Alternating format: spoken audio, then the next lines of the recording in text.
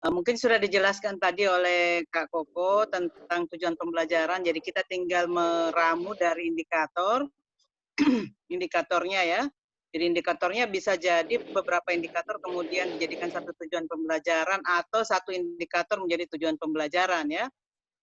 Nah, yang penting kalian pahami bahwa indikator itu yang kita sudah kemas minggu sebelumnya, itu kita gunakan untuk tujuan penilaian.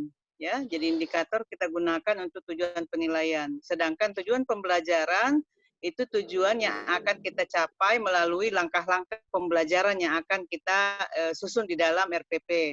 Jadi nanti tujuannya harus tergambar betul pada langkah-langkah pembelajaran.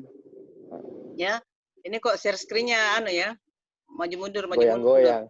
Gitu ya. Iya, Bu. Nah, selanjutnya ada 3 hal yang dikehendaki dalam pembelajaran untuk kurikulum 2013 edisi revisi 2018. Jadi ada revisinya 2018.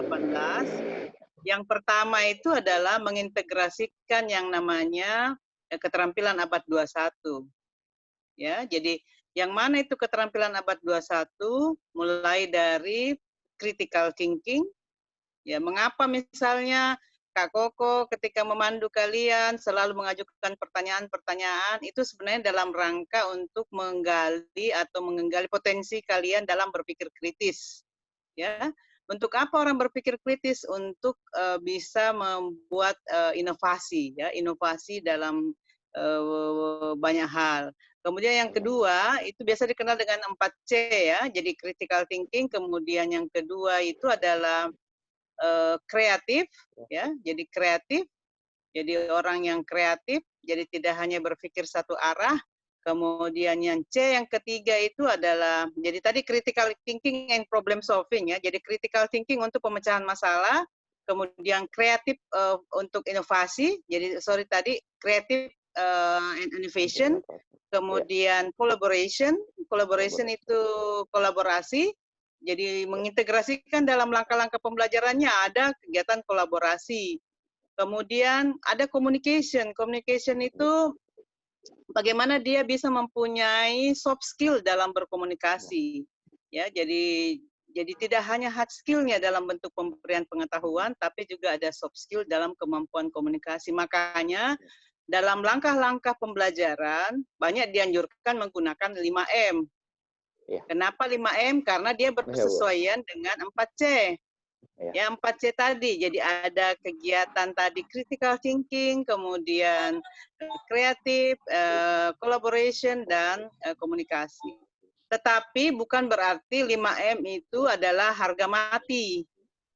Ya, bisa ditawarkan juga pendekatan-pendekatan lain. Tidak wajib hukumnya 5M. Tetapi bisa menggunakan yang lain.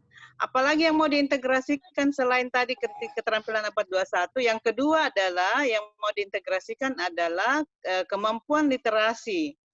Literasi ini ada literasi baca, literasi tulis ya. Jadi boleh literasi baca, literasi tulis. Kalau di tingkat SD itu ada namanya literasi hitung. Jadi ada literasi hitung, literasi baca, dan literasi tulis. Nah, mengapa kalian misalnya harus merancang dalam kegiatan pembelajaran ada penugasan membuat laporan, membuat resume, itu dalam rangka literasi tulis. Mengapa kita harus mengemas pembelajaran dalam bentuk membaca, membuat resume, itu dalam rangka literasi baca. Jadi diintegrasikan masuk, diinsert masuk dalam kegiatan atau langkah-langkah pembelajaran. Ya. Kemudian hal yang ketiga yang perlu diintegrasikan dalam langkah-langkah pembelajaran itu adalah pendidikan karakter. Ya. Nah, jadi tidak harus diceramahkan itu, misalnya kalian kalau berbicara harus menghargai orang lain. Tidak perlu, tetapi kita memberikan contoh, ya, memberikan contoh. Misalnya, kalau ada temannya yang lagi bicara, yang lain harus mendengar, begitu ya. Jadi menyimak. Seperti karena sekarang Ibu lagi menyampaikan hal, kalian menyimak dengan baik. Nah, kalau misalnya ada temannya yang meminta untuk mendapatkan, ada yang mau bertanya, silakan bertanya. Jadi ada apa istilahnya, ada sikap-sikap yang dibangun, sikap saling menghargai. Kalau kita dikritik, jangan langsung marah. Dengarkan dulu baik-baik apa itu isi kritikannya. Boleh jadi kritikannya memang tepat dan bisa membangun kita. Jadi itu dibangun itu. Nah, ada beberapa sebenarnya karakter ya. Ada kalau yang dirumuskan di dalam peraturan itu ada 18 karakter. Tetapi kemudian dikerucutkan menjadi 5 karakter yang sekarang ini lagi dijadikan model. Tapi kalau saya sebenarnya membungkusnya itu dalam 3 hal saja, karakter, disiplin, jujur, dan peduli. Kalau saya ya, Ya, Bu. Ya, Bu. jadi disiplin, jujur, dan peduli. Karena semua ini menjadi muara dari semua karakter yang lain. Kalau kita peduli sama orang, maka kita menjadi lebih lebih empati gitu ya, kalau ada orang yang seperti ini. Kemudian kalau kita berbicara karena kita peduli, kita tidak harus berlama-lama bicara karena orang nanti telinganya nanti jadi apa gitu ya. Itu jadi semua bentuk peduli ya. Nah, itu semua diintegrasikan masuk di dalam langkah-langkah pembelajaran. Jadi setiap kita menyusun langkah-langkah pembelajaran, selain melihat sintaks dari model yang kita gunakan, menerapkan metode-metode pembelajaran yang bervariasi, juga mengingat tadi 3 hal tadi. Keterampilan abad 21, kemudian literasi, dan tadi Karakter. pendidikan karakter. Ya. Nah, di bagian penilaian, ingat penilaiannya harus mengacu kembali ke indikator. Kalau indikatornya ada 3 hal, ada sikap, ada pengetahuan, dan ada keterampilan, maka di penilaian juga harus muncul 3-tiganya. Jadi harus ada penilaian sikap, penilaian pengetahuan, dan penilaian keterampilan. Kan kalian sudah lewat tuh, sementara jalan di mata kuliah evaluasinya. Evaluasi, iya, Bu. Ya, nanti sambil belajar lah dalam apa saja alat-alat evaluasi Penilaian ya, untuk evaluasi. penilaian itu. Saya kira itu ya yang Ibu mau tambahkan. Saya langsung buka ya, ada link Zoom-nya, Ibu masuk dulu karena jam 8.30 baru Ibu bergabung di kelompok peneliti untuk mempertanggungjawabkan hasil penelitiannya Ibu ya. Ya, oke, Semangat, silakan Ibu. dilanjut Iya. kok. Iya, Bu. Terima Ibu menyimak kasih. dulu ya, menyimak saja ya. Iya. Ya. Iya, Bu. Iya. Iya. Baik, Bu. Baik. Terima kasih, Bu. Alhamdulillah. Oke. Betul sekali. Oke deh, tadi sudah dipaparkan dengan sangat jelas di bahwa unsur-unsur atau komponen yang paling penting harus ada dalam RPP itu tadi. Di ada 3 hal, 5M, ya, sudah di kegiatan intinya harus ada di 5M, tapi ini tidak menjadi harga mati tadi Ibu sempat sampaikan, artinya tidak harus 5M, bisa model atau bisa menyesuaikan dengan sintaks yang ada. Oke, selanjutnya terkait dengan apa yang tadi Ibu telah sampaikan, sekarang teman-teman boleh lihat dulu dengan file yang telah kami bagikan, ada itu file dengan nama Rencana Pelaksanaan Pembelajaran atau disingkat dengan RPP. Sudah lihat semuanya? Sudah, Kak. Iya, sudah. Oke, jadi di sini hari ini tugasnya teman-teman atau kegiatan yang teman-teman akan lakukan adalah memindahkan apa yang telah kemarin teman-teman lakukan di skenario pembelajaran ke RPP hari ini. Oke. Saya bahas sedikit dulu. Jadi sudah buka semua filenya di bagian sekolah, ada itu kata sekolah itu diisi dengan ke sekolah asal adik-adik boleh. Sekolah asal adik-adik boleh, mata pelajaran juga sudah tahu, kelasnya sudah tahu, dan semesternya sudah tahu, materi pokok, alokasi waktu juga sudah tahu. Nah, sekarang kita pindah ke tujuan pembelajaran. Seperti yang tadi Ibu sampaikan, bahwa tujuan pembelajaran itu adalah bisa berupa satu tujuan pembelajaran, namun mencakup seluruh indikator yang telah kita buat. Bisa juga tujuan pembelajaran itu dijabarkan dari indikator. Jadi misalnya, kemarin teman-teman KD-nya, KD 3-nya 3.2. Atau nuzul deh, nuzul sekarang kakak tanya. KD-nya 3 titik berapa nuzul?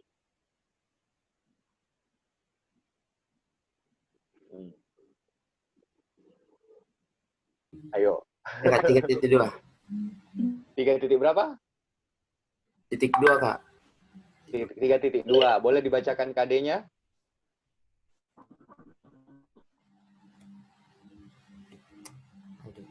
Lag ya, Kak. Tunggu. Nah, iya, siap.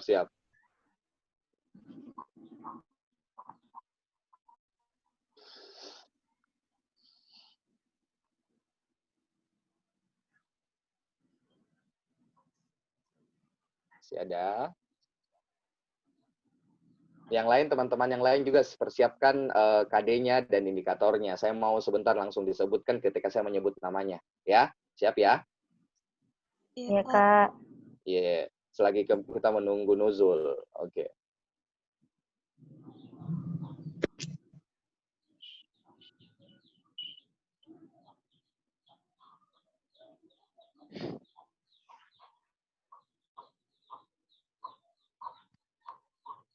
Ada, nuzul? Sudah? Mati. Teman-teman jadi harus selalu buka ya file kedua ya, dua yang kedua karena yang pertama tentang analisis kurikulum, yang kedua tentang skenario pembelajaran yang kemarin pekan lalu, dan hari ini file ketiga tentang RPP. Jadi teman-teman harus buka itu semua filenya secara bersamaan. Kalau perlu print, print. Supaya ketika saya atau ibu nanti menanyakan apa KD-nya, apa indikatornya, apa tujuan pembelajarannya, apa materi pokoknya atau materi esensialnya, itu langsung bisa kelihatan. Oke? Coba Nuzul, boleh KD-nya.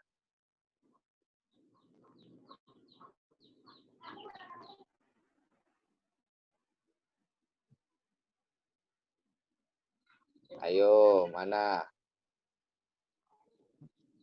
Atau siapa? Siapa yang bisa? Siapa yang mau disebutkan KD-nya? Saya, Kak. Mas. Saya, Kak. Saya, Ya, Kak. silakan. Indri kayaknya itu deh tadi deh. Indri ya? Iya, Kak. Iya. Oke, Saya bisa silakan. terbuka. Oke, sebentar Nuzul. Oke, oke, aman. Oke, Indri dulu silahkan deh. Tanya dulu, Kak. KD. Iya. KD 3.10. Ya. Yang lain dengar. Tadi. KD 3.10. Menganalisis informasi atau data dari berbagai sumber tentang ekosistem dan semua interaksi yang berlangsung di dalamnya. Oke, siap. Sekarang saya mau tanya, selain Indri jawab, KD-nya Indri tadi itu, KD 3-nya yang KD 3.10, level kognitifnya itu C berapa? C4. Analisis. C4. Menganalisis. Oke. Dan Indri, kakak mau tanya lagi, Indri mengembangkannya jadi berapa indikator?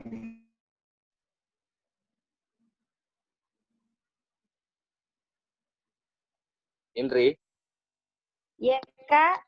Iya, berapa indikator kita kembangkan itu Kadeta, jadi berapa indikator? 3, Kak. 3. Ya, apa saja boleh sebutkan? Indikator 1 itu peserta didik mampu menyusun komponen ekosistem berdasarkan informasi atau data tentang ekosistem dengan benar. 2. Indikator 2, peserta didik mampu mengaitkan hubungan aliran energi dengan ekosistem berdasarkan interaksi yang berlangsung di dalamnya dengan benar. 3.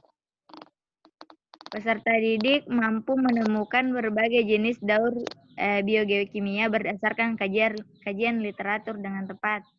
Oke, teman-teman yang lain boleh menjawab sekarang pertanyaanku, apakah indikator yang dikembangkan oleh Indri itu sudah sesuai dengan syarat indikator, setarakah dia dengan KD-nya atau belum?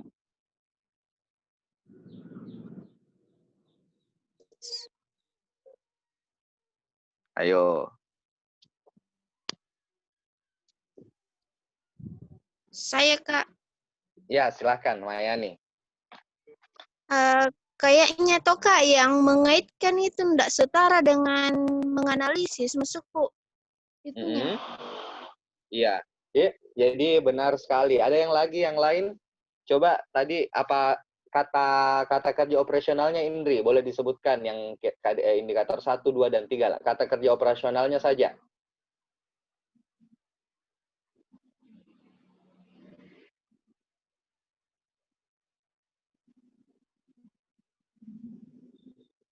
Indri? Mana Indri? Hilang, Ki.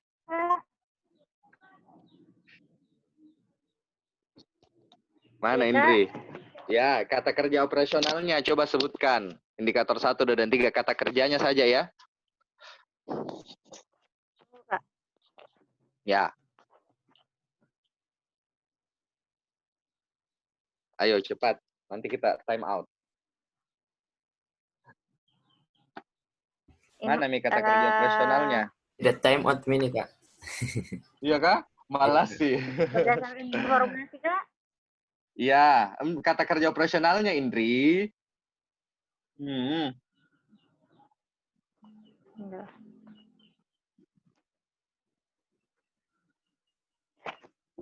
Oke. Kayaknya Indri bermasalah dengan jaringannya. Oke, begini. Jadi tadi benar sekali bahwa Mayani sempat mendengarkan sekilas tadi dan mungkin mendengarkan seutuhnya bahwa indikator dari Indri itu ada yang tidak bersesuaian dengan KD-nya. Oke, sekarang untuk tujuan pembelajaran, untuk tujuan pembelajaran itu tadi boleh satu atau boleh banyak. Kalau satu itu artinya merangkum, kalau banyak dia dijabarkan dari indikator. Contoh ya, KD-nya, indikatornya struktur indikator 1 tentang struktur jaringan hewan. Jadi indikator 2-nya tentang fungsi jaringan hewan.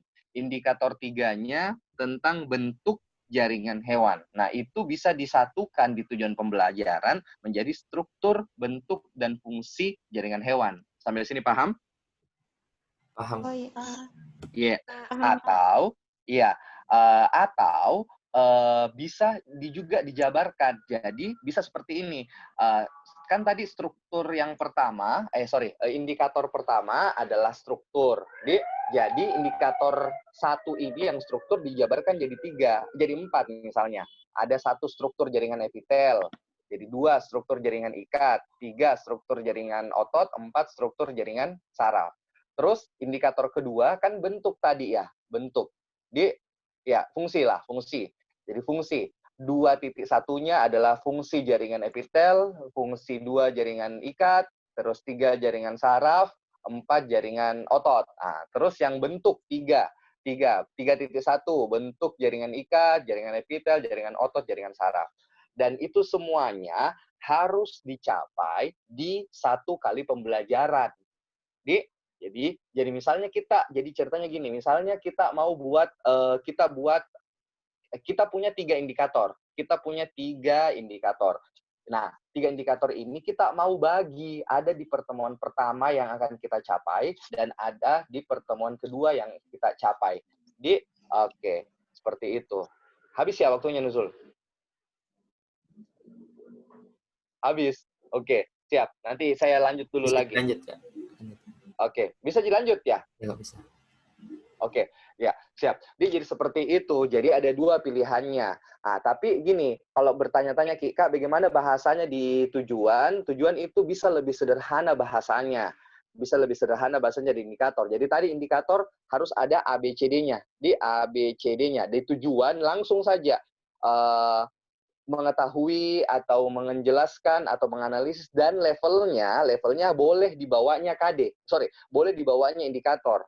Jadi contoh, KD-nya C4, terus indikatornya C4, tujuannya boleh C1, C2, C3.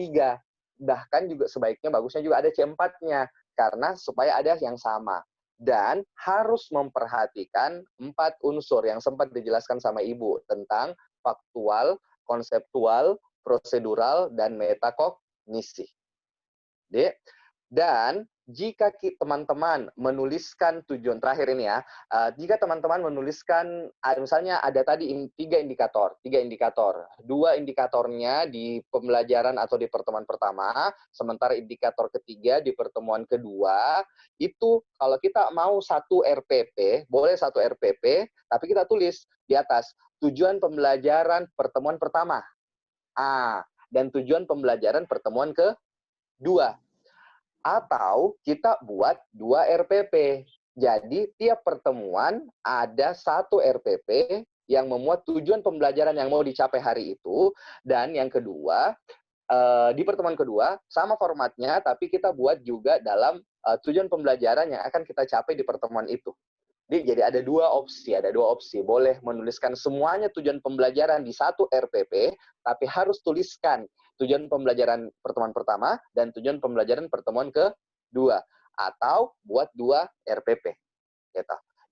Nah, untuk kegiatan pendahuluan, kegiatan inti, dan kegiatan penutup, saya rasa teman-teman tinggal memindahkan dari skenario pembelajaran yang kemarin kita lakukan, kita buat, sekarang ke arah ke sini, ke RPP. Dan poin-poinnya saja langsung. Dengan tentunya mengintegrasikan tadi, 5M sudah ada di kegiatan intinya, jangan lupa integrasikan dengan 4C, Creative, Critics, Communication, and Collaboration. Terus integrasikan juga dengan literasi. Jadi ada literasi, pasti harus ada literasi. Literasi tulis kah dan literasi baca, itu terserah teman-teman. Di kegiatan penutup juga saya rasa teman-teman sudah tahu, sudah ada yang konsultasi juga, bahwa di kegiatan penutup itu kita mulai dengan memberikan kesimpulan dan penguatan, terus tindak lanjut pembelajaran, dan salam dan penutup. Iya. Di penilaian ini mata kuliah micro teaching tidak bisa terlalu berbicara banyak karena teman-teman sekarang juga sementara belajar evaluasi ya. Jadi ada alat evaluasi tes dan non tes. Itu sudah dipelajari ya di evaluasi sekarang. Belum masuk materi. Baru masuk pengertian. Baru mau masuk. Iya. Jadi sedikit Kakak kasih informasi. Jadi alat evaluasi atau alat ukur ada 2. Itu yang disebut tes dan non tes. Tes biasanya kita akan melibatkan dia dalam aspek kognitif atau komponen kognitif untuk ukur C, KD3. Jadi sementara non-tes itu biasanya untuk aspek psikomotor dan afektif. Oke. Saya rasa time out akan juga ini habis, maksudnya akan tertutup mungkin dengan sendirinya. Sekarang silahkan jika ada pertanyaan, ajukan. Hari ini materinya tentang RPP, sudah ada formatnya, silahkan diisi berdasarkan pengetahuan adik-adik tadi, dengan tentunya memperhatikan yang tadi disampaikan Ibu.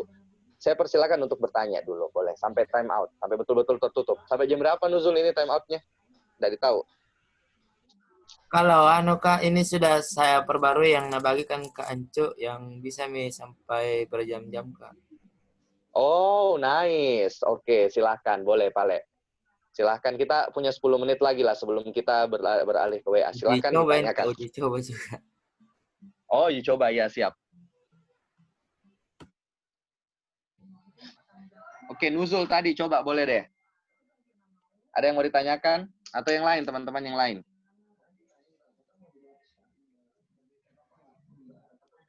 Oh, Megawati ya. Megawati sudah raise hand. Silakan Megawati.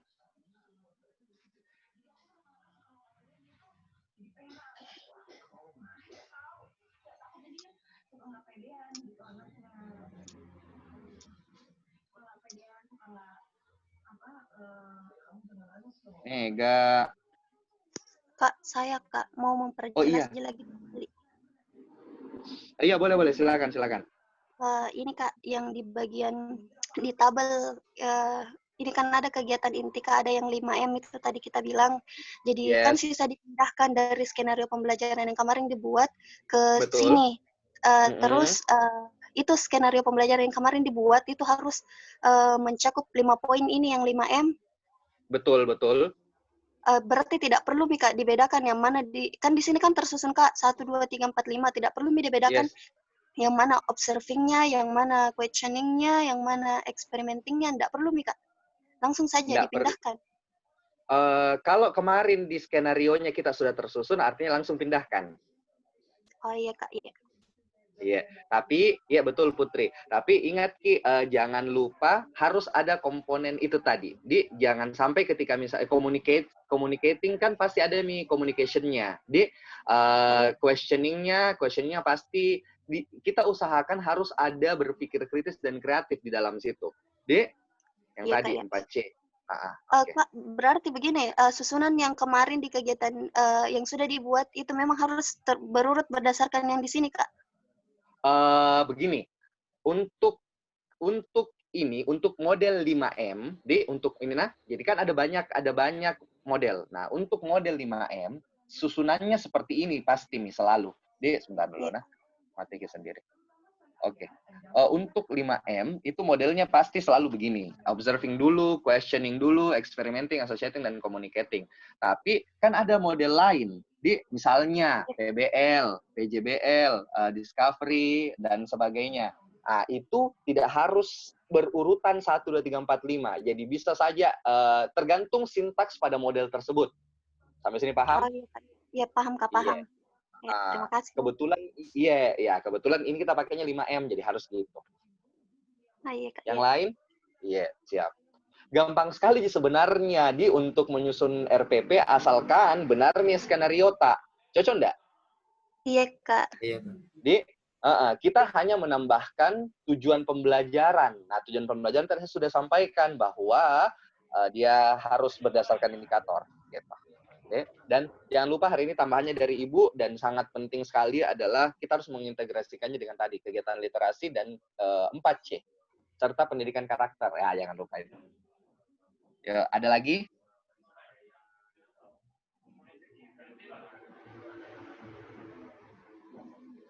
Oh iya, jadi teman-teman yang belum benar indikatornya, oh iya teman-teman juga kalau misalnya saya belum sempat balas atau belum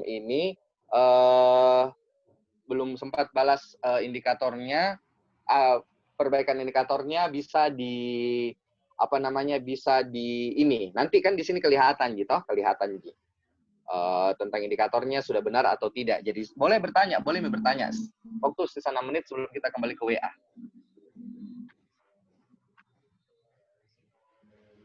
Ada lagi?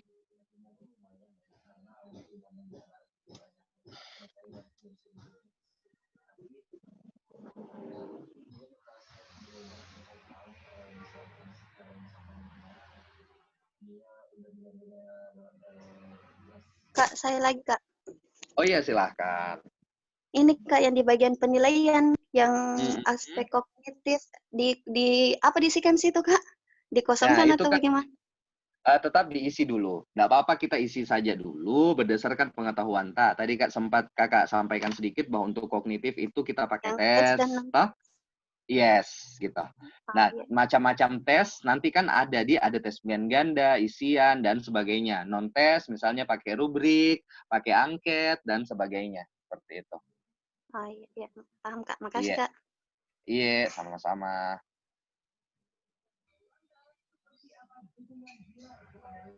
Kalau alokasi waktunya, Kak? Oke. Kalau alokasi waktu, tergantung deh. Biasanya kan di sekolah, kalau untuk kelas 10 itu biasanya lebih sedikit. Dia 90 menit, kalau tidak salah ingat. 90 menit. Kalau jadinya misalnya bisa 1 kali 90 menit untuk pertemuan pertama. Jadi kalau 2 kali pertemuan diajarkan itu 2 kali 90 menit. Nah, kalau misalnya dia kelas 12 sama kelas 11, dia kayaknya 120 menit. Ya, 120 menit. 2 jam pembelajaran. Nah, jadinya dia 1 kali 120 menit atau 2 kali 120 menit kalau 2 kali diajarkan. Tapi kalau 3 kali, ya 3 kali 120 menit. Gitu. Nanti mungkin ada penyampaian nanti kok dari Ibu. Intinya teman-teman prediksikan saja berapa kali mau diajarkan itu materi. Nah, misalnya 1 KD3 jadi KD3 kita mau kita bagi dia menjadi 3 indikator. KD3-nya kita bagi jadi 3 indikator. Jadi ada indikator 1, 2, dan 3. Terus KD4-nya kita mau terbagi menjadi 1 indikator. Jadi total indikator 4. 3 KD untuk KD3, 1 untuk KD4. Pertemuan pertama kita mau bahas ini 2. Pertemuan kedua bahas ini 3. Pertemuan ketiga bahas ini. Jadi total berapa pertemuan? 3. 3 pertemuan. Pertemuan pertama bahas indikator 1 dan indikator 2. Pertemuan kedua bahas indikator 3. Pertemuan ketiga bahas indikator 4 atau praktikumnya. Nah, gitu. Jadi itu semua, jadi total dialokasi waktu adalah 3 kali 120 menit karena kita mau bahas dia dalam 3 kali pertemuan.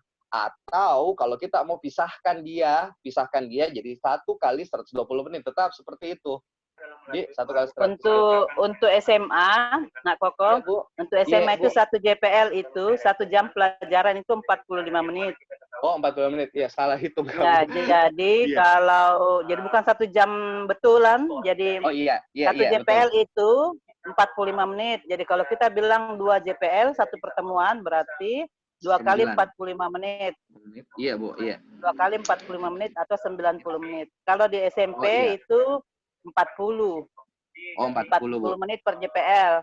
Kalau di Iya. SD 35. Kalau di perguruan tinggi 1 JPL itu 50 menit. 50. Jadi iya, ada Bu. JPL-nya ya, jam pelajaran namanya, bukan jam tank, jam pelajaran. Jam pelajaran. Iya. Ya, jadi Atau tidak 40 sama menit. dengan jam hitungan yang biasa. Jam pelajaran itu sesuai dengan tingkatan sekolahnya. Kalau di SMA itu 45 menit per jam pelajaran. Iya. Kemudian kalau mau lihat alokasi waktu bisa lihat di silabus. Ada di silabus itu yang sudah di silabus jadi, nanti kalian lihat KD itu mau diajarkan berapa kali pertemuan dan betul. berapa JP-nya, berapa JP per minggu. Iya. Ya, begitu ya. Iya, Bu. Terima kasih. Iya, oke.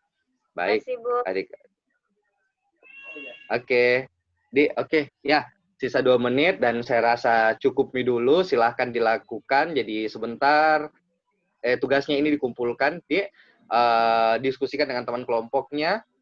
Jadi sebentar mungkin ada penyampaian bahwa kapan dikumpul tugasnya, tapi usahakan sebelum jam 10 kita sudah selesaikan semua. Oke, jika masih ada pertanyaan boleh dilanjut chat di WA. Insya Allah sudah terbaca lagi karena sudah waktunya belajar. Oke deh. Nuzul, terima kasih. Teman-teman yang lain, terima kasih. Ibu dan saya pamit dulu untuk di Zoom. Nanti kita ketemu lagi di WA. Terima kasih, Kak. Mari, Assalamualaikum warahmatullahi wabarakatuh. Waalaikumsalam warahmatullahi wabarakatuh. Terima kasih, Kak. Terima kasih, Bu.